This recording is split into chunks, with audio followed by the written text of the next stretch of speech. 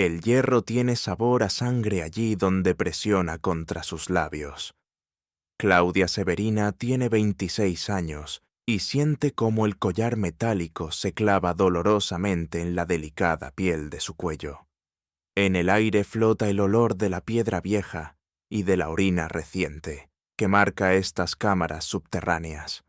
A través de los muros llega el gemido rítmico de los hombres que se preparan para morir, mientras ella espera saber de qué manera será utilizada antes de que llegue su propio final.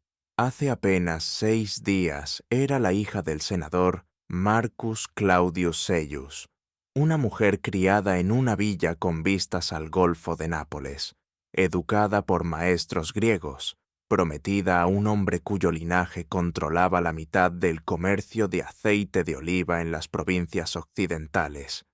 Ahora está arrodillada sobre la piedra húmeda del hipogeo, el laberinto de celdas y corredores bajo el anfiteatro Flavio. Su estola de seda ha sido sustituida por una camisa áspera que apenas cubre su cuerpo. En lugar de joyas y anillos, lleva grilletes de hierro que unen sus muñecas al collar que la marca como propiedad de la arena. Alrededor, en las celdas que se extienden hacia la oscuridad a ambos lados, hay otras mujeres. Unas lloran, otras susurran oraciones, y otras más han enmudecido de un modo que sugiere que abandonaron sus cuerpos hace tiempo, dejando solo carne destinada a los fines que exige la arena. Un hombre se acerca a su celda. Puede tener unos 30 años y la complexión de alguien que ha pasado años perfeccionando el arte de matar. Tiene hombros poderosos, cicatrices que recorren sus antebrazos y la gracia característica de un guerrero entrenado, que hace que cada uno de sus movimientos parezca calculado. Su rostro es brutalmente apuesto, rasgos que podrían haber sido atractivos antes de ser rotos y recompuestos tras combates sucesivos. Viste una túnica sencilla de gladiador, pero una banda dorada en el brazo lo distingue como maestro, uno de los combatientes de élite cuyas victorias les han otorgado privilegios vedados a los demás. Se detiene ante su celda y su mirada recorre su cuerpo con la fría evaluación de alguien que valora una mercancía. ¿Es la hija del senador?, pregunta a alguien que está detrás de él. Claudia Severina, confirma otra voz, condenada por envenenar a su marido. La ejecución está fijada para los Ludi Romani dentro de 7 días. 7 días. El gladiador sonríe, y ese gesto le da a su rostro una expresión depredadora. Es mucho tiempo. ¿Qué asignación? La estándar. Es tuya, si la quieres. El lanista aprobó la transferencia esta mañana. Gladiador. Ella tiene que conocer su nombre. Tiene que saber quién controla su destino. El hombre se acerca a los barrotes, mete la mano entre ellos y con los dedos le levanta la barbilla, obligándola a mirarlo a la cara. Buena calidad, dice. No como la basura habitual que envían aquí. Esta fue alguien. Estaba prometida a Quintus Petronius, de la familia de los armadores. Sé quién es Petronius. Hace 3 años maté a su primo en la arena. El gladiador suelta su barbilla. ¿Cómo debo dirigirme a ti, maestro? Soy Claudia Severina, hija de... Sé quién era tu padre. Pregunto, ¿cómo quieres que te llamen aquí abajo? Lo que fuiste ya no importa. Solo cuenta quién serás durante los próximos 7 días. Ella no aparta la mirada. No le dará la satisfacción de ver su miedo, aunque el terror se enrosque en su interior como un ser vivo. ¿Cómo te llamas?, pregunta en lugar de responder. La pregunta lo sorprende claramente. Los condenados no suelen preguntar. Lloran, suplican, intentan negociar, pero no exigen información como si hablaran con alguien de su misma condición. Titus, llamado Magnus, responde. Me llaman Magnus el Destructor. He matado a 47 hombres en esta arena. Nunca he perdido. y durante los próximos 7 días me perteneces. Yo no pertenezco a nadie. Magnus se ríe. Es un sonido desagradable. Perteneciste a tu padre hasta que te entregó a Petronius. Perteneciste a Petronius hasta que lo mataste. Ahora perteneces a la arena, y la arena te ha entregado a mí. Así funciona la propiedad. Pasa de mano en mano hasta que se consume. No maté a mi marido. No me interesa si es verdad. Los tribunales dictaminaron que así fue. Por eso estás aquí y no en tu hermosa villa. Se vuelve hacia el guardia que está detrás de él. Abre la celda. Me la llevo ahora a mis dependencias. El guardia saca las llaves. La puerta de la celda se abre. Magnus entra y su figura llena el espacio estrecho. Su presencia es abrumadora, haciendo que las paredes de piedra parezcan acercarse. «Puedes caminar por tu cuenta o puedo arrastrarte», dice. «Caminar es más fácil para los dos. Arrastrarte es más interesante para mí. Elige». Ella elige caminar. Lo que estás a punto de conocer ha sido borrado de forma sistemática de las historias que presentan los combates de gladiadores romanos como espectáculo y deporte. Los historiadores que describieron los juegos se centraron en los guerreros, sus victorias, sus técnicas y las multitudes que aclamaban los triunfos. Registraron la construcción de grandes anfiteatros, la logística, las cacerías de animales y los objetivos políticos a los que servían los juegos. Crearon un relato de entretenimiento, rivalidad y genio romano en la domesticación de la violencia. Sin embargo, bajo cada arena existía un mundo del que preferían guardar silencio. El hipogeo, las cámaras subterráneas donde se mantenía animales, prisioneros y equipos antes de salir a la arena. Un mundo de celdas y jaulas, de salas de tránsito y preparación, de toda la infraestructura necesaria para crear los espectáculos que exigía Roma. En ese mundo los condenados no esperaban únicamente la muerte. Esa estaba planificada y era previsible. El final de una vida ya arrebatada. Lo que de verdad importaba era lo que ocurría en los días y semanas previos, cuando eran propiedad de la arena y estaban a disposición de cualquiera que tuviera suficiente poder para reclamarlos. Esta noche conocerás lo que realmente sucedía en esas cámaras subterráneas. Conocerás a los gladiadores a los que se concedía el derecho de utilizar a los condenados, las jerarquías que determinaban los privilegios y la disponibilidad sistemática de mujeres privadas de toda protección legal. Conocerás la historia de Claudia Severina, una mujer condenada por un asesinato que no cometió, recluida bajo la arena como propiedad de un maestro de combate que pasó 7 días intentando encontrar su lugar en un mundo diseñado para destruir todo lo que había sido antes de que llegara su ejecución programada. Suscríbete si quieres comprender el horror completo de la cultura de la arena romana. Escribe en los comentarios desde dónde me ves. Los gladiadores que luchaban sobre la arena eran solo un fragmento de esta historia. Lo que ocurría bajo la arena, lo que les sucedía a las mujeres que esperaban en aquellas celdas, era aquello de lo que los historiadores romanos preferían guardar silencio. Sin embargo, antes de contar qué hizo Magnus con Claudia en sus aposentos, qué vio ella en las cámaras subterráneas y de qué manera encontró un camino para sobrevivir a algo que no estaba destinado a ser sobrevivido, debo llevarte atrás en el tiempo. Debo explicar cómo funcionaba el hipogeo, qué papel desempeñaban en su economía los prisioneros condenados y por qué los gladiadores tenían acceso a mujeres ya destinadas a morir. No se puede comprender aquello a lo que se enfrentó Claudia sin conocer el sistema que hacía útil su sufrimiento. El hipogeo era una ciudad bajo la ciudad. cada arena romana de cierta importancia poseía un mundo subterráneo semejante. Era un complejo que servía como área de servicio, almacén y recinto para todo lo que exigían los juegos. El hipogeo del anfiteatro Flavio era el mayor y el más avanzado. Un laberinto de túneles y cámaras se extendía bajo toda la superficie de la arena situada encima. La infraestructura impresionaba en todos los aspectos. Ascensores accionados por la fuerza humana elevaban jaulas con animales y plataformas con prisioneros directamente hasta la arena a través de trampillas, creando la ilusión de que aparecían de la nada.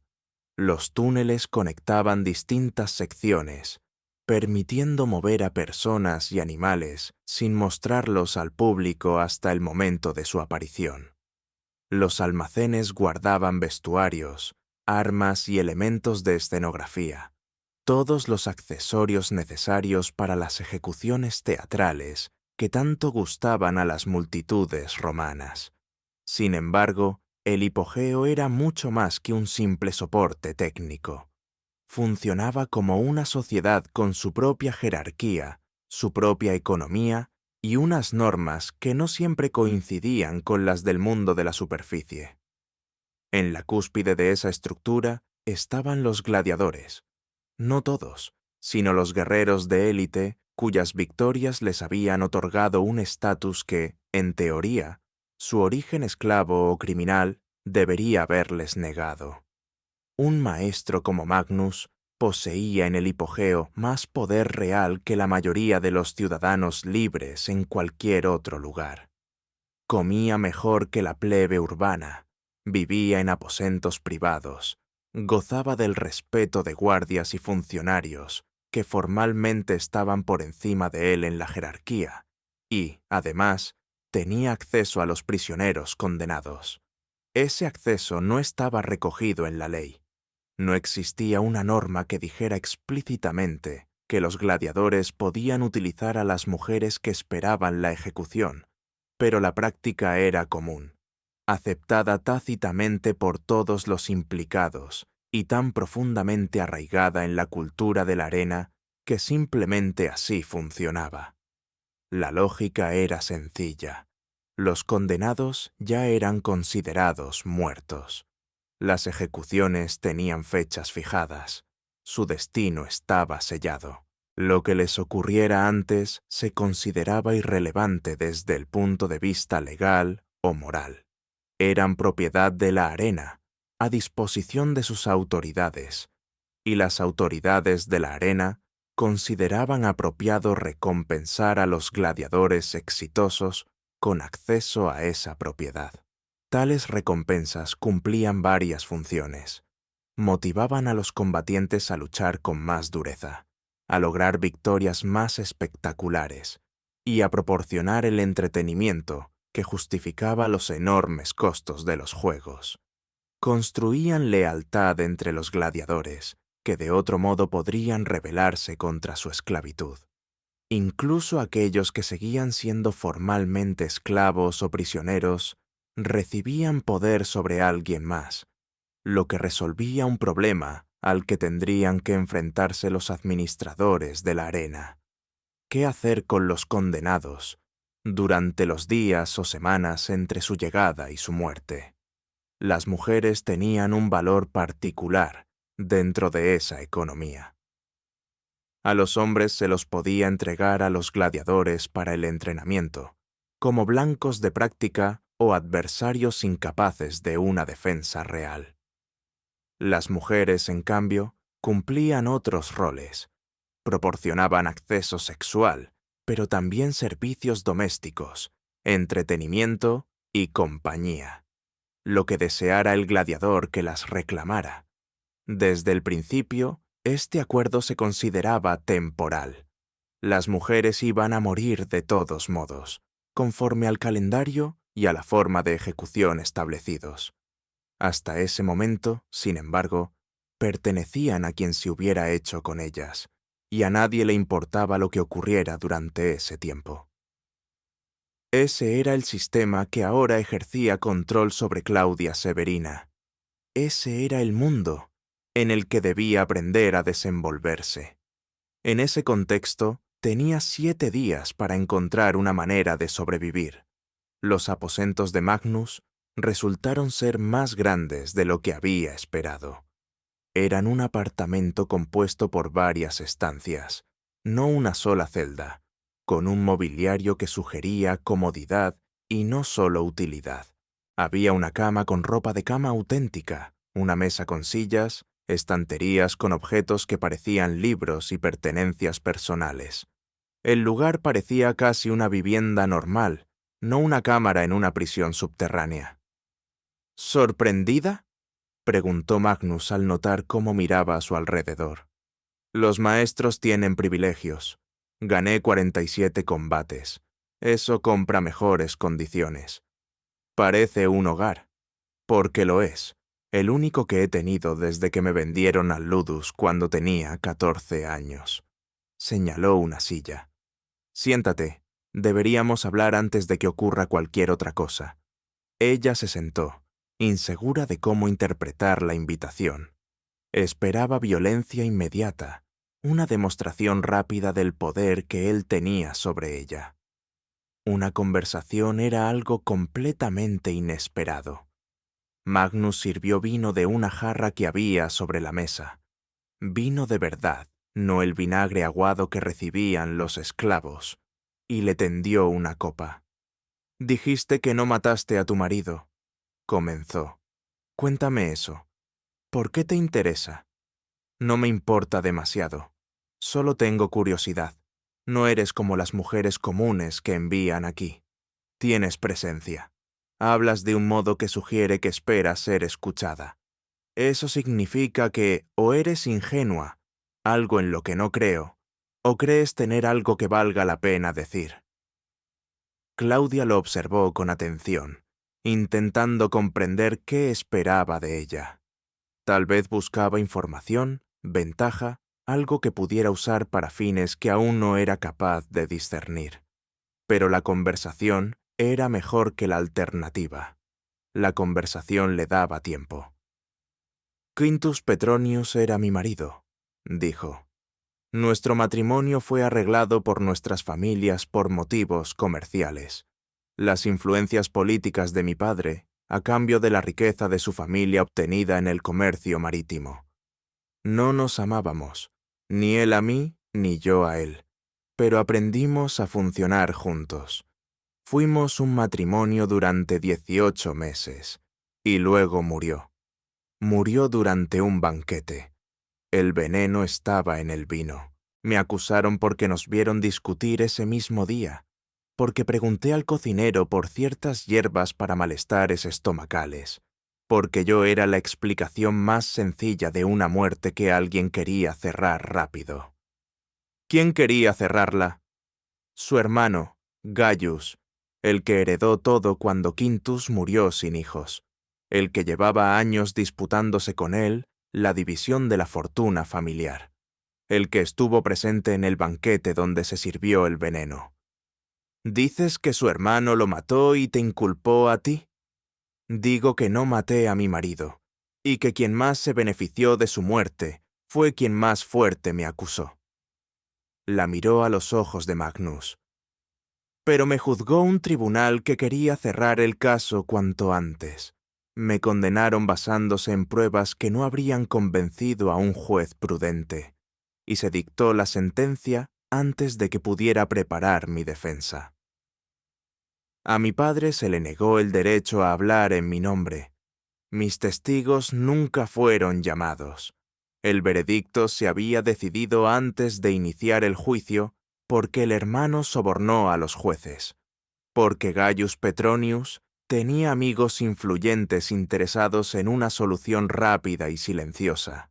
Una viuda condenada por asesinato es una historia sencilla. Un escándalo familiar con acusaciones de fratricidio habría sido mucho más complicado y perjudicial para todos los implicados. Magnus guardó silencio por un momento, asimilando lo que acababa de escuchar. «Nada de eso cambia tu situación», dijo finalmente. «Sigues condenada. Seguirás muriendo en 7 días. Saber quién mató realmente a tu marido no te devolverá a la vida. No, dijo ella, pero la conciencia de que soy inocente debería influir en cómo me tratas. ¿Debería? ¿Por qué? Porque eres un asesino profesional, pero no eres un monstruo. Matas en la arena porque te entrenaron para ello. Aquí, en tus aposentos, tienes elección. Puedes tratarme como propiedad para usar y desechar, o como una persona condenada injustamente. Los hechos no cambian, solo cambia tu reacción. Apelas a mi conciencia. Apelo a esa parte de ti que no es solo una herramienta de la arena. Me pediste hablar. Me serviste vino en lugar de arrastrarme a la cama. No actúas como alguien que ve en mí solo un objeto. Te pido que sigas sin tratarme así. Magnus se recostó con más comodidad en la silla, y un extraño gesto cruzó su rostro. «¿Sabes lo que les pasa a las mujeres que llegan aquí?», dijo. «¿Sabes a qué tengo derecho?». «Lo sé. Y corres el riesgo de que no lo aproveche solo porque me pediste amablemente y contaste una triste historia de condena injusta. Corro ese riesgo afirmando que eres un hombre más complejo que el papel que te han asignado. Supongo que 47 asesinatos en la arena no han destruido por completo tu capacidad de elección. Es un gran riesgo. No tengo nada que perder, excepto la dignidad. Moriré en 7 días, sin importar lo que ocurra en esta habitación. La pregunta es solo si moriré conservando parte de mí misma, o reducida a un cuerpo usado para tu entretenimiento. Se produjo un largo silencio. Magnus bebió de su copa sin apartar la mirada de su rostro. En todos estos años habrán pasado por mis aposentos unas 60 mujeres, dijo. En 15 años de combates, 60 mujeres entregadas como premio, trofeos como quieran llamarlo. La mayoría lloraba.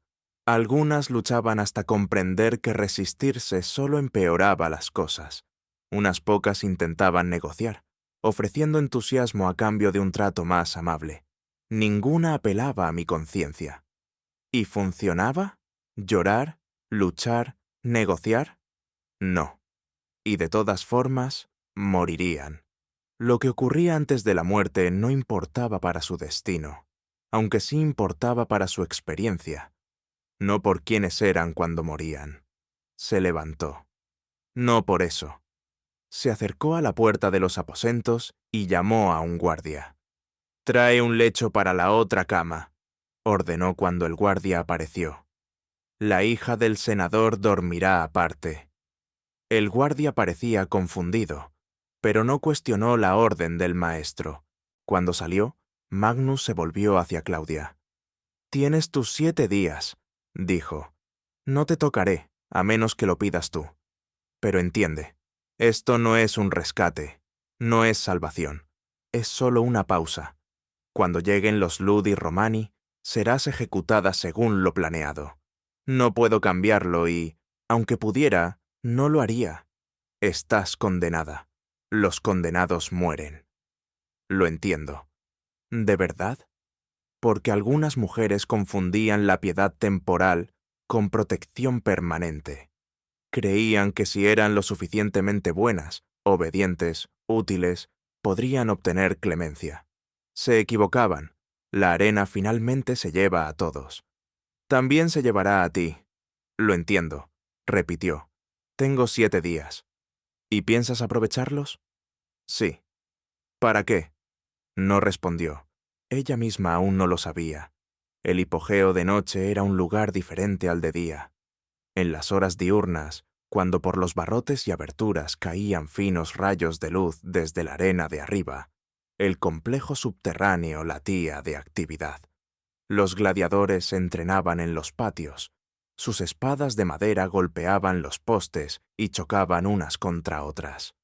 Los animales rugían en las jaulas, mantenidos hambrientos para que, al salir a la arena, mostraran la máxima agresividad. Los administradores se deslizaban por los corredores con listas de transporte y horarios, organizando la logística de la muerte a una escala casi industrial. Pero por la noche, cuando la actividad se apagaba y las antorchas ardían con una luz amortiguada, el hipogeo cambiaba de carácter. Se convertía en un espacio de sombras y susurros, de sonidos que se propagaban por las paredes de piedra, de cosas que sucedían en celdas y cámaras, y que durante el día quedaban ahogadas por el bullicio. Claudia yacía en el jergón de los aposentos de Magnus, escuchando los ruidos.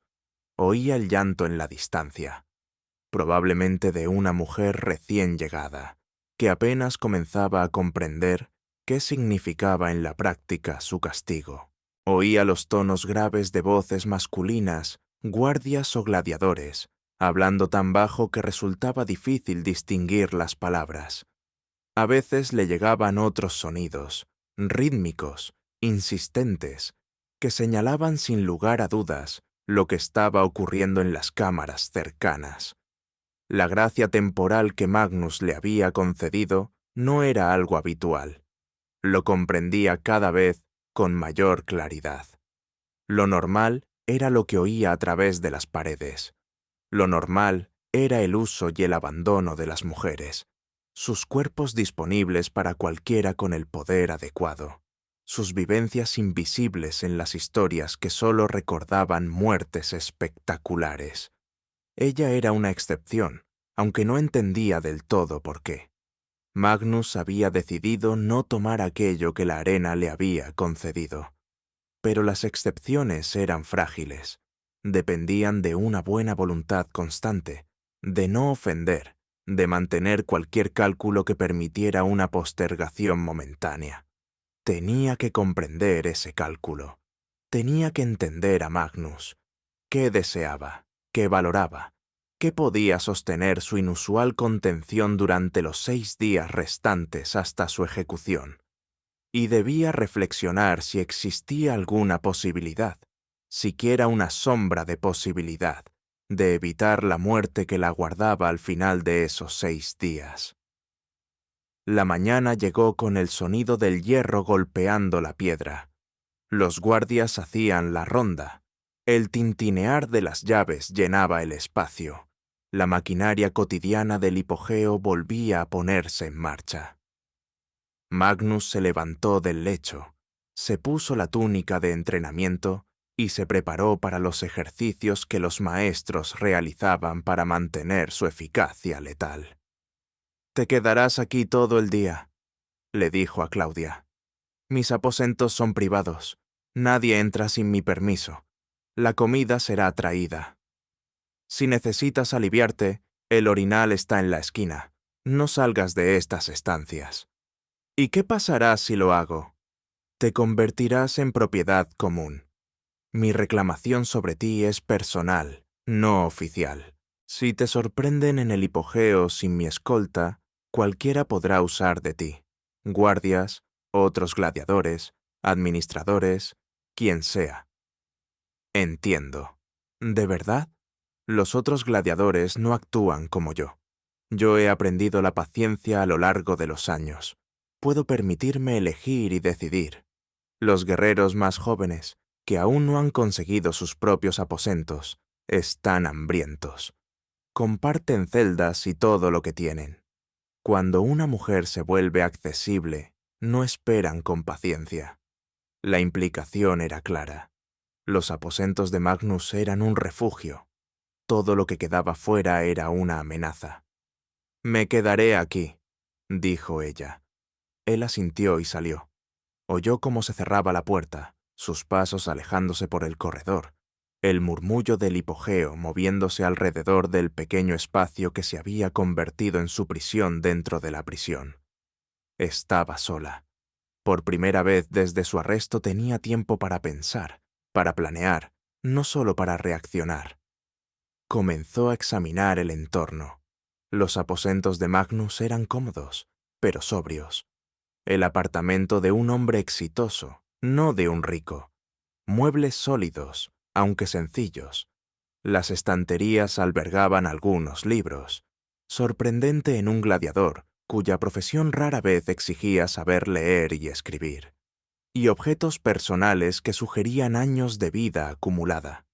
Miró los libros, en su mayoría textos griegos, filosofía, Epicteto, Marco Aurelio, escritos de los estoicos, una escuela de pensamiento que enseñaba a aceptar el destino y a desarrollar la virtud interior independientemente de las circunstancias externas.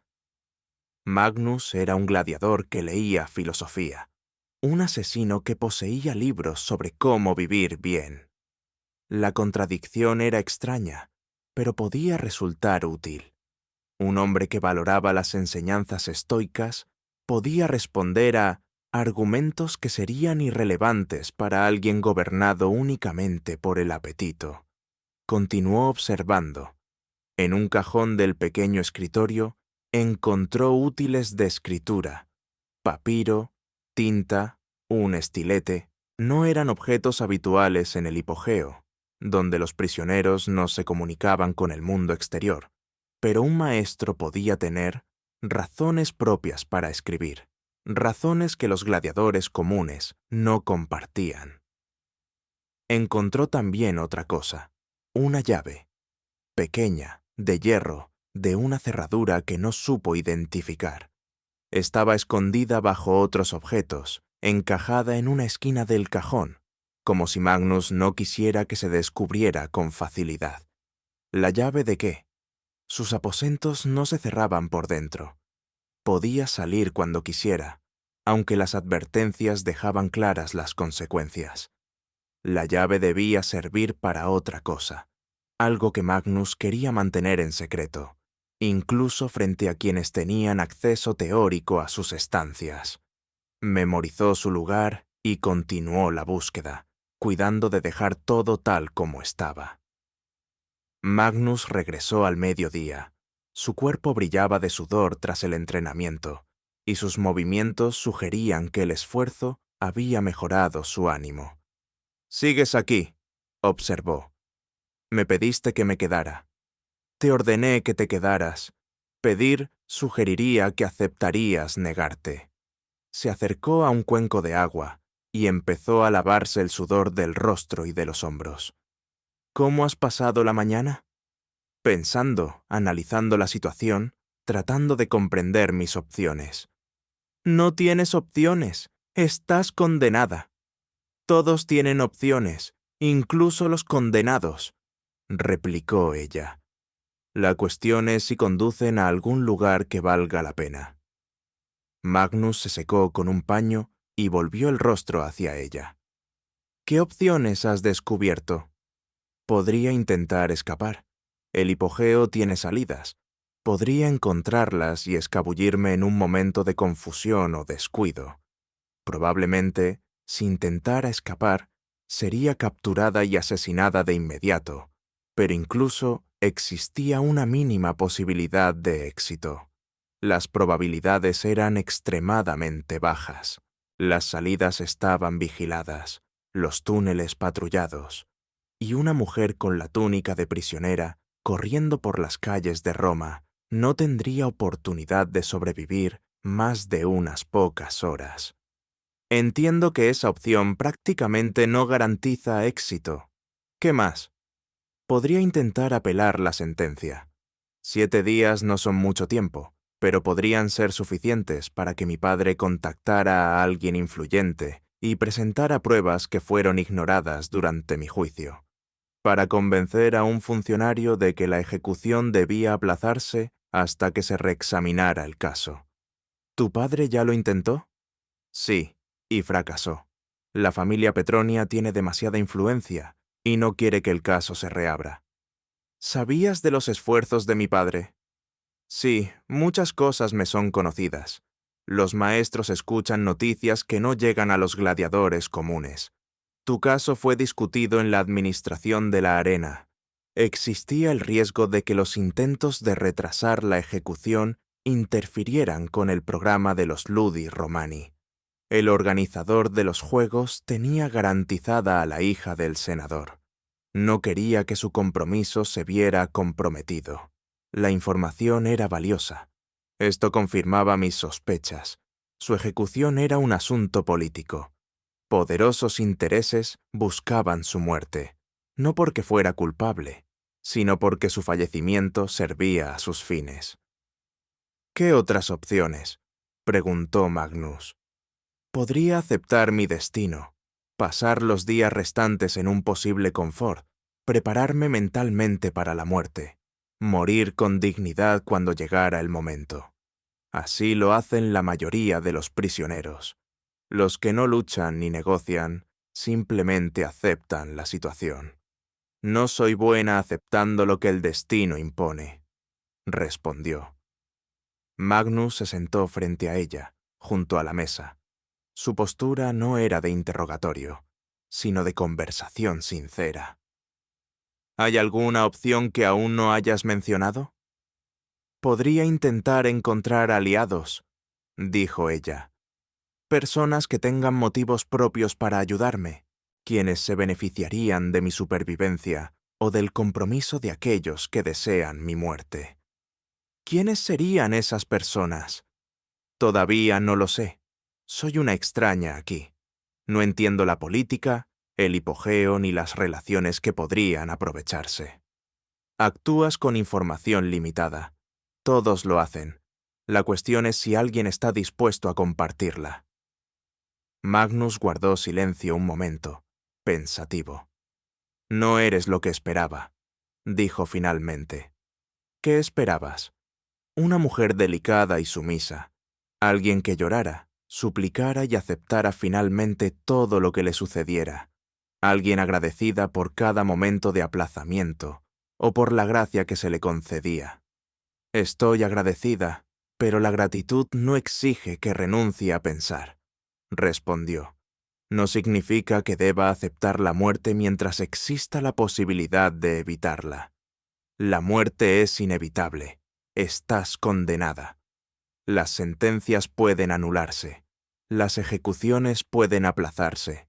Las circunstancias pueden cambiar. No estoy muerta hasta que muero, y mientras viva, buscaré otras posibilidades. Magnus se inclinó hacia adelante. Déjame decirte algo sobre el hipogeo que no sabes. El organizador de los juegos, quien decide lo que ocurre en la arena, es Gallo Publio Cómodo. Tiene planeada una ejecución espectacular durante los Ludi Romani. La hija de un senador condenada por el asesinato de su esposo, destruida de manera dramática. Ya vendió asientos premium basándose en esa promesa y se jactó del programa ante otros organizadores. No me sorprende, dijo Claudia. Pero esto es lo que no sabes. Cómodo tiene enemigos, rivales que querrían comprometerlo y aprovechar el fracaso de su espectáculo. Uno de esos rivales contactó a personas en el hipogeo, buscando la manera de sabotear los Ludi Romani. Claudia sintió algo nuevo en su pecho. No era exactamente esperanza, sino la posibilidad de esperanza. ¿Quién es ese rival? Sexto Aurelio Marcelo. Organiza juegos en Capua y quiere reemplazar a Cómodo en Roma. Si los Ludi Romani fallan, su posición se fortalecerá. ¿Marcelo contactó a personas en el hipogeo? Sí, y a mí. Magnus no apartó la vista. Quiere que ayude a sabotear los juegos. A cambio, prometió comprar tu libertad, sacarte del ludus y convertirte en ciudadana libre. ¿Por qué me dices esto? Porque tu supervivencia puede servir a su plan. Si la hija del senador escapa y el espectáculo de Cómodo no se realiza, perjudica a Cómodo y ayuda a Marcelo. Tu fuga podría ser parte de un sabotaje mayor que te asegure la libertad. ¿Quieres que ayude a escapar? Quiero ayudarme a mí mismo. Tu fuga sería incidental para sus fines, pero aún así es un beneficio. La mente de Claudia trabajaba intensamente. Era la oportunidad que buscaba, una situación en la que su supervivencia se volvía valiosa para alguien con poder para garantizarla. ¿En qué consiste el plan? Aún no lo sé. Marcelo tiene medios, personas y recursos que pueden facilitar la huida, pero los detalles no están definidos. Espera a ver si acepto participar. ¿Y aceptaste? Lo he considerado. El riesgo es enorme. Si se descubre el sabotaje, mi muerte sería peor que cualquier cosa que me esperara en la arena. Cómodo se aseguraría de que sufriera el mayor tiempo posible. Pero la recompensa, la libertad, valía el riesgo. Podría valerlo. Soy gladiador desde hace 15 años. He matado a 47 hombres y he visto morir a cientos. Estoy harto de vivir como propiedad, sin importar los privilegios. La libertad vale casi cualquier riesgo. Entonces, ¿por qué no aceptaste su propuesta? Magnus guardó silencio un largo momento antes de hablar. Porque no confío en Marcelo. No ofrece la libertad por altruismo, sino porque me necesita para llevar a cabo su plan. Una vez cumplidos esos objetivos, podría considerar que un gladiador que conoce los detalles del sabotaje es demasiado peligroso para seguir con vida. La libertad otorgada por alguien así puede ser una ilusión, breve e inestable. Entonces necesitas una garantía, dijo ella, una seguridad de que cumplirá su palabra. Necesito presión, algo que haga que traicionarme sea más arriesgado para él que cumplir su promesa. Entonces Claudia comprendió. Magnus no le confiaba nada por compasión o lástima. Lo hacía porque ella podía convertirse en parte de la solución. Soy hija de un senador, dijo lentamente. Mi padre tiene conexiones políticas en toda Roma. Si sobrevivo, si logro llegar a él y contarle lo que sucedió, esas conexiones podrían usarse para proteger a cualquiera que me haya ayudado. El senador, que no logró salvar a su propia hija de una sentencia falsa, no había perdido todo su poder. Perdió una jugada, no todas. Otros conflictos podrían resolverse de manera diferente. ¿Me ofreces la protección de tu padre a cambio de ayudarme a escapar? Ofrezco un interés compartido. Tú necesitas protección contra Marcelo. Yo quiero sobrevivir. Su salvación se convertía en una ficha de negociación. La hija de un senador, cuyo vida dependía de un gladiador, creaba una deuda que no se podía pagar con plata ni oro. Magnus reflexionaba en silencio. Claudia vio en su mirada un cálculo frío, preciso, entrenado durante 15 años de supervivencia en la arena. Esto podría funcionar, dijo finalmente. Podría ser suficiente. ¿Entonces tenemos un acuerdo? Por ahora tenemos una conversación. El acuerdo vendrá después. Primero debo contactar de nuevo a Marcelo y verificar qué puede garantizar realmente. No era un compromiso, era una puerta abierta, pero incluso la posibilidad valía más que todo lo que tenía aquella mañana. ¿Qué debo hacer mientras tanto?, preguntó. Esperar, permanecer en estas habitaciones, no llamar la atención y no causar problemas, y pensar si puedes ofrecer algo más que haga que este trato sea más ventajoso. Por ejemplo, información sobre la familia Petronia, sobre el hermano que te incriminó, sobre cualquier cosa que pueda usarse como presión sobre quienes desean tu muerte. Ella tenía esa información. Durante 18 meses vivió en la casa de los Petronia, observó los negocios de Gallo, escuchó conversaciones que no debía oír. Sé algunas cosas, dijo. Cosas que podrían dañar seriamente a Gallo Petronia. Negocios ilegales, obligaciones financieras ocultas, tratos con personas que no querrían que su nombre se asociara con él. Entonces tenemos mucho de qué hablar, dijo Magnus. Pero no ahora. Esta noche, cuando el hipogeo se silencie, me contarás todo lo que sabes. Se levantó, listo para volver a sus obligaciones. Magnus lo detuvo junto a la puerta. ¿Sí? ¿Por qué me mostraste misericordia anoche? Antes de que apareciera Marcelo, antes de que supieras que podría ser útil. ¿Por qué no tomaste lo que la arena te ofrecía? Se quedó en silencio un momento. Porque lo pediste, respondió finalmente. Nadie me lo había pedido antes. Ellas daban por sentado lo que sucedería y reaccionaban según esa suposición. Tú me pediste que fuera alguien diferente a lo esperado. Y eso fue suficiente. Eso y los libros. Los estoicos enseñan que no debemos permitir que las circunstancias externas nos gobiernen, que la virtud nace de la elección. He matado a 47 hombres porque la arena lo requería. Pero aquí, en mis habitaciones, cuando nadie mira, todavía puedo elegir de otra manera. Me diste un motivo para aprovechar esa posibilidad. Salió. Claudia quedó sola en el silencio de las habitaciones, reflexionando sobre lo que había aprendido y sobre la extraordinaria red de intereses que podría salvarle la vida. Los siguientes 3 días se desarrollaron en un ritmo repetitivo. Durante el día permanecía en las habitaciones de Magnus, evitando los espacios comunes del hipogeo y la invisibilidad que la protegía de otros gladiadores, carentes de su moderación. Leía sus libros de filosofía, encontrando en el estoicismo un método para ordenar sus pensamientos, distinguir entre lo que podía controlar y lo que estaba fuera de su influencia.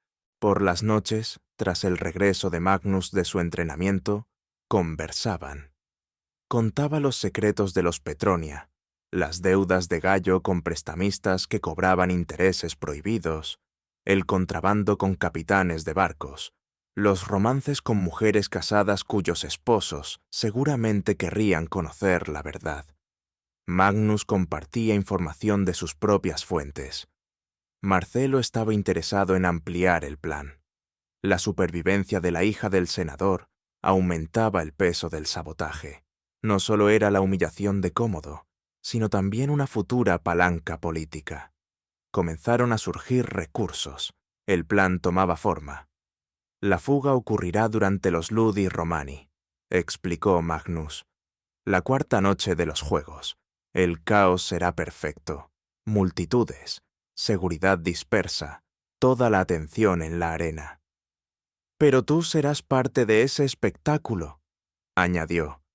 Estás programada para la función de la tarde. La fuga ocurrirá durante los eventos matutinos, antes de que se anuncie tu ejecución. Te sacarán de la celda y te guiarán en secreto por los túneles técnicos, en el momento en que las multitudes estén concentradas en las cacerías matutinas de animales. ¿Y tú?, preguntó. Lucharé por la tarde, como siempre. Tengo programada una lucha en dúo, yo contra un guerrero del Ludus Magnus. Si gano, seré honrado como de costumbre, y nadie relacionará mi nombre con tu desaparición. Si el sabotaje se descubre más tarde, entrarán en juego otros elementos del plan. El equipo fallará en momentos clave, los animales escaparán cuando no deberían, surgirán interrupciones que generarán caos. Mi papel será solo un pequeño fragmento de un todo mayor. La investigación involucrará a muchos sospechosos. El plan era peligroso. Había demasiados escenarios en los que todo podía fracasar. Detección durante la fuga, captura posterior, traición de Marcelo o alguien de su red. Pero la alternativa era la muerte sin ninguna posibilidad. Estoy de acuerdo, dijo ella. Hay cosas que debes hacer antes de que eso ocurra. La información sobre la familia Petronia debe ser escrita, organizada, asegurada y entregada a alguien que la revele si el plan falla. Tu testimonio sobre la condena injusta debe estar listo, preparado para tu padre, y, a través de él, para los funcionarios capaces de reabrir el caso. ¿Quieres garantías? Quiero que todos sepan que romper este acuerdo tendrá consecuencias. Si Marcelo me abandona tras el sabotaje, Tu padre revelará información que lo comprometa. Si tu padre no asegura mi protección después de tu fuga, yo revelaré lo que dañaría a los Petronia. Cada parte invierte en el éxito de las otras. Ruina mutuamente garantizada y, al mismo tiempo, lealtad forzada entre todos. Con otras palabras, misma estructura. El quinto día lo pasó escribiendo. Los documentos proporcionados por Magnus se convirtieron en un lugar donde anotó todo lo que sabía sobre los Petronia, su propio juicio y la corrupción que condujo a su condena. Escribió de manera clara y precisa, prestando atención a las pruebas que faltaron durante su breve juicio. Cuando terminó, tenía en sus manos material capaz de destruir la reputación y los negocios de Gallo Petronia. Podía iniciar investigaciones que revelaran crímenes mucho más graves que la muerte de su esposo. Podía transformar la historia de una viuda astuta en la de una víctima de intrigas de poderosos. Magnus revisó los documentos y su expresión mostraba aprobación. «Buen trabajo», dijo. «Si llega a las manos correctas, los Petronia se defenderán durante años». «Es cierto. Todo lo que escribiste puede verificarse, por testigos, registros y pruebas que existían, pero nunca se usaron en mi juicio. La verdad a veces importa menos que su percepción, pero las pruebas verificables tienen peso real». Magnus selló los documentos en un contenedor y lo cerró con la pequeña llave que Claudia había encontrado días antes. Ahora entendía su propósito. Magnus había preparado este arreglo mucho antes de su llegada.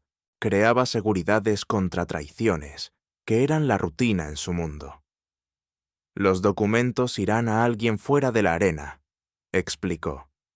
«A un libertus en quien confío, un hombre que me debe la vida y su sustento. Si el plan tiene éxito, permanecerán sellados. Si alguien traiciona, serán revelados». «¿Y mi padre?»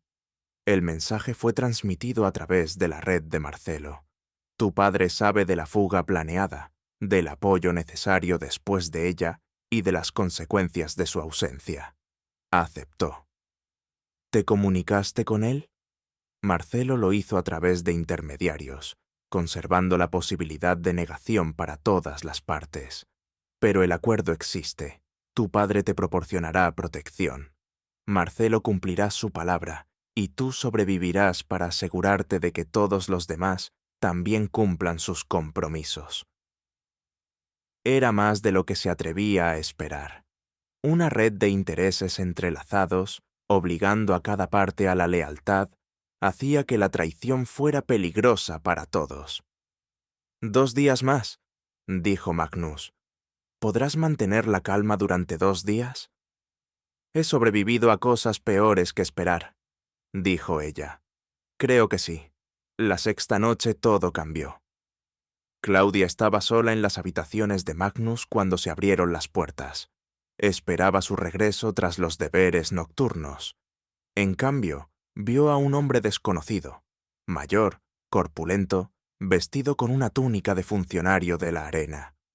«Claudia Severina, hija del senador», dijo. «Soy Gallo Publio Cómodo, organizador de los Ludi Romani». Un frío terror le apretó el estómago, pero forzó su rostro a la indiferencia. «Sé quién eres. Entonces sabes que tu destino depende de mí. La forma de tu ejecución, el momento y las circunstancias de tu muerte son mis decisiones». Entró más adentro en las habitaciones, llenando el espacio que hasta entonces había sido seguro.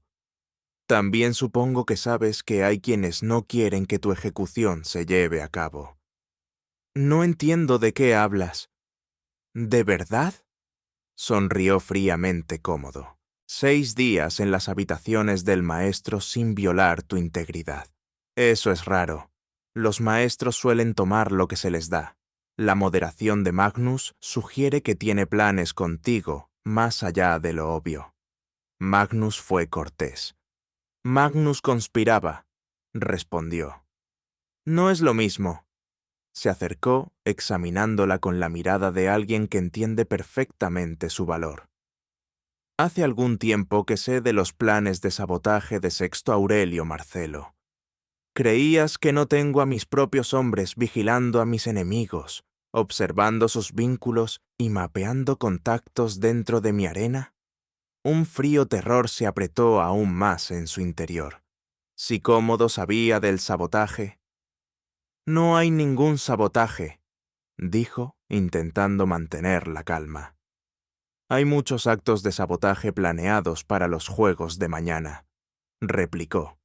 Incluyen numerosos elementos cuyo objetivo es comprometerme y destruir mi reputación. Tu fuga iba a ser uno de ellos. La hija del senador desapareciendo antes de la ejecución haría que pareciera que no controlo mi propio hipogéum. No sé nada de eso. Mientes débilmente, pero eso no importa. No necesito tu confesión. Conozco el plan, conozco a las personas involucradas, y he tomado medidas para que el sabotaje termine en un fracaso espectacular. Metió la mano bajo la túnica y sacó un documento. Un pergamino que desenrolló y levantó frente a sus ojos. Esto es el testimonio firmado de Magnus. Fue detenido hace una hora, interrogado y obligado a dar un informe completo sobre la conspiración de Marcelo. Su ejecución se llevará a cabo mañana por la mañana, antes de que comiencen los juegos. Sería una advertencia para todos los que pensaran en traicionar. Magnus había sido arrestado. El plan se había descubierto. En un instante, todo lo que había construido durante 6 días se desmoronó en polvo. «¿Qué quieres de mí?», preguntó, su voz casi inaudible. «¿Qué quiero? Lo mismo de siempre. Juegos exitosos, una ejecución espectacular y mantener mi posición y reputación. Tu salvación nunca estuvo en juego. Pero la forma de mi muerte puede cambiar», añadió con calma. «Puede volverse más refinada». «Me torturaré contigo», dijo él. «Harás de mí un ejemplo, la hija del senador que conspiró con saboteadores, que actuó contra los juegos y trató de escapar del castigo que merecía. Tu muerte será larga, pública y ejemplar. Todos los presentes en la arena entenderán lo que les ocurre a quienes se oponen al poder de los juegos». Enrolló el documento y lo guardó bajo la túnica. «Tienes esta noche para reflexionar sobre lo que te espera. Mañana serás llevada a la arena y preparada para la ejecución que Roma recordará durante generaciones». Se dio la vuelta y salió. Unos instantes después llegaron los guardias, tomando posición en la puerta. Ya no eran las habitaciones de Magnus, sino una celda de prisión equipada solo con muebles cómodos. Se quedó sola. El plan había fracasado. Magnus estaba arrestado. Al día siguiente, iba a morir de una manera que antes ni siquiera podía imaginar. Debo mencionar algo sobre lo que ocurrió después, porque las fuentes históricas de la época son incompletas, y el relato conservado no explica directamente cómo Claudia Severina evitó el destino que Cómodo había planeado. Sabemos que los Ludi Romani de ese año se vieron alterados. No por el sabotaje de Marcelo, esa conspiración fue descubierta y frustrada, sino por eventos que nadie pudo prever. También sabemos que Claudia Severina sobrevivió. Unas semanas después, apareció en Roma junto a su padre, llevando documentos que iniciaron investigaciones sobre los intereses de la familia Petronia. Gayo Petronia fue condenado por numerosos crímenes no relacionados con el asesinato de su hermano. Aunque la condena original de Claudia por asesinato nunca se anuló formalmente, no se llevó a cabo la ejecución, y ella vivió muchos años en un exilio tranquilo. También sabemos que Magnus el Destructor luchó su última pelea el día de los Ludi Romani, no en el duelo planeado, sino en otro enfrentamiento, contra otros oponentes y con un resultado inesperado. Las fuentes no explican la conexión entre estos eventos. No detallan cómo la mujer condenada salió de una celda cerrada considerada imposible de abandonar, ni cómo el gladiador encarcelado recuperó la libertad a tiempo para influir en el curso de los acontecimientos.